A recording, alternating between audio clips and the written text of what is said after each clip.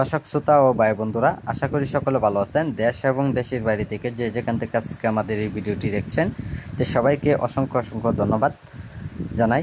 যে সম্মানিত ব্যাস, আজকে আপনি যে মাছগুলো দেখানো হচ্ছে, তা আজকে আপনাদেরকে আমি কার্পু মাছের পোনা কিভাবে চাষ করতে হবে, আপনারা কত দিনের পর্যাপ্ত পরিমাণ পুকুরে চাষ করে আপনারা বাজার যাতায়াত করতে পারবেন, সে সম্পর্কে আজকে ভিডিওর আলোচনা। তাই সম্মানিত ব্যাস, এগুলো মাছের পোনা আমরা সারা দেশে যে কোনো প্রান্তে মাছগুলো দেওয়া হয় পিস হিসাবে।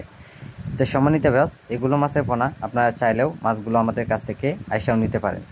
তাই সম্মানিত ব্যাস, এগুলো মাছের পোনা আপনারা যে কোনো পুকুরে আপনারা বাংলা কাপ জাতীয় পোনার সাথে আপনারা মিশ্রভাবে অথবা আপনারা এককভাবে আপনারা চাষ করতে পারবেন। তো সম্মানিত ব্যাস, এগুলো মাছের পোনার জন্য আপনারা সরাসরি পুকুরে খাদ্য পরিমাণ অন্য যে কোনো মাছের যে খাদ্যটা দিবেন, অবশ্যই এইগুলো মাছের পোনা এই খাদ্যটাই খাবে।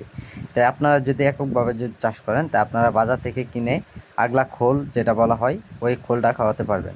তাই খুব দ্রুত ও ভালোভাবে মাছগুলো বড় হয়ে যাবে।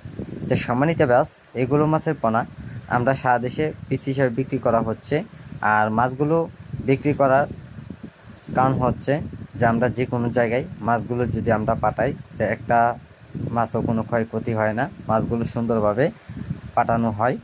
আর যারা মাছগুলো চাষ করে আপনারা অল্প সময়ে যারা বিক্রি করবেন, সর্বোচ্চ আপনারা 4 থেকে 5 মাসে আপনারা বিক্রি করতে পারবেন। যা সম্মানিত ব্যাস, এগুলো মাছের জন্য আপনারা যোগাযোগ করুন।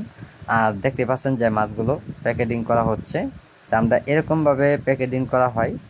তাই আপনারা এগুলো মাছের পোনা যে কোনো প্রান্তেই নিয়ে যাবেন, তো একটা মাছের কোনো ক্ষয়ক্ষতি হবে না।